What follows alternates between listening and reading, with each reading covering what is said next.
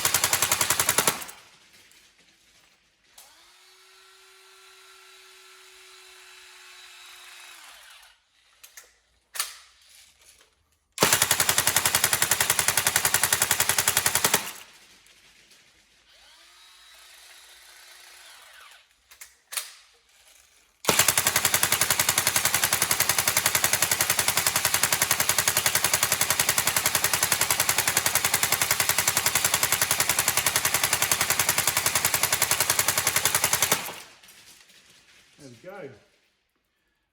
Yeah, obviously any problems let us know, but we hope you enjoy it. Obviously these getting to be quite popular, and obviously they're very fun guns, so yeah, it's obviously nice to start to see the upgrades come for them. So we hope you enjoy, and yeah, everyone like and subscribe, and we'll see you on the next video. Thank you.